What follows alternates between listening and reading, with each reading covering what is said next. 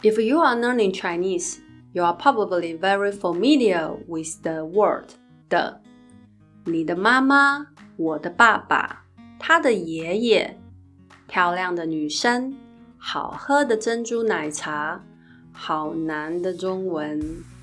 No matter what kind of structure it is, 的 connects the words before and after it to show a relationship or feeling between them. Let's expand on the idea that the connects the words before and after it. And take a look at this example. 今年你的生日蛋糕想要什么口味的？要巧克力的还是草莓的？我想要巧克力的蛋糕。我想要巧克力蛋糕。I will give you 3 seconds to think. Which sentence sounds more natural to you?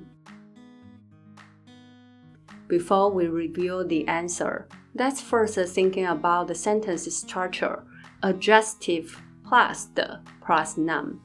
This is a very common way to describe a noun in Chinese. For example, 甜的蛋糕，双层的蛋糕，白色的蛋糕。All of these phrases describe what kind of cake it is. That means the words before 的 are modifying the noun cake. So when we say 巧克力的蛋糕, we are actually referring to a chocolate flavor cake. The emphasis is on the flavor of cake. It's chocolate. So, when do we say 巧克力蛋糕 without using 的? It happens when we treat 巧克力蛋糕 as one complete concept, a fixed combination, or a set phrase. In this case, we don't use 的 because the whole phrase acts like a single noun. Here is an example. When you walk into a bakery, what do you see on the labels? 巧克力蛋糕 or 巧克力的蛋糕. Of course, you will see 巧克力蛋糕. That's because in this context, 巧克力蛋糕 is already a product name. It functions as a set noun phrase that shouldn't be broken apart. It's just like saying the White House in English. In Chinese, we say 白宫, we don't say 白的宫. Let's try another example. 你要买笔记型电脑，想要哪种的？我想要有大的萤幕的。我想要有大萤幕的。Which one will you choose?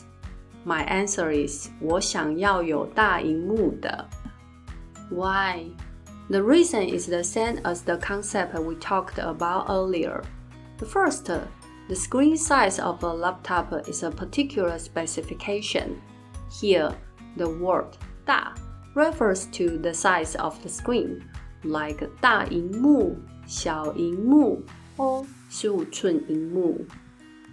Second, when someone asks, which kind do you want?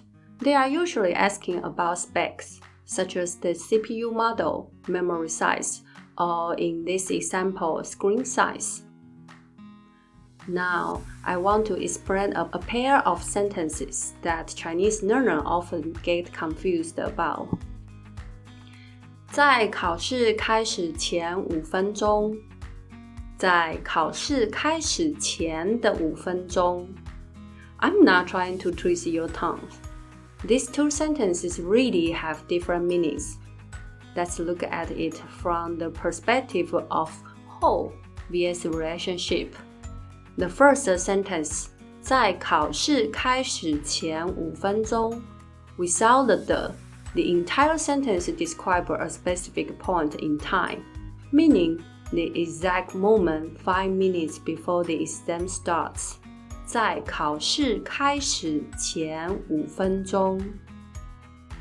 The second sentence, 在考试开始前的5分钟。Here we have the. So, 考试开始前 and 5分钟 are showing a relationship, not just a whole. The main focus of the sentence is the 5 minutes, which represent a period of time. By describing the 5 minutes as before the exam starts, we understand that This refers to the period of time starting 5 minutes before the exam. 在考试开始前的5分钟。Let me add some context to help you better imagine these two sentences. 在考试开始前5分钟，全班同学都已经做好了。在考试开始前的5分钟，教室里非常安静，大家都在做最后的复习。Here, I want to emphasize again that adding the shows the relationship between the words, and it has nothing to do with the length of time. In other words, if you want to describe a specific time or time period, you need to add some description so that the listener understands which time you are referring to. Therefore, the sentence needs to include a description of that time. For example, 那一天票已经卖光了。Which day is that day? By adding more description, that day becomes clear. For instance, 我去车站的那一天，车票已经卖光了。领薪水的那一天，演唱会门票已经卖光了。安排好行程的那一天，机票已经卖光了。On the other hand, if the time or time period that you are describing can already be clearly expressed using time-related words, then there's no need to add the. For example, 我每天早上7点起床。我昨天晚上去找他了。我大学毕业以前没有出国过。早上7点，昨天晚上，大学毕业以前。These words already specify a clear time, so there's no need to add additional description of the time point. Therefore, the isn't necessary for linking the elements. Leave a comment to let me know if you now have a better grasp of when to use the, or if you have encountered any situation involving the that confused you.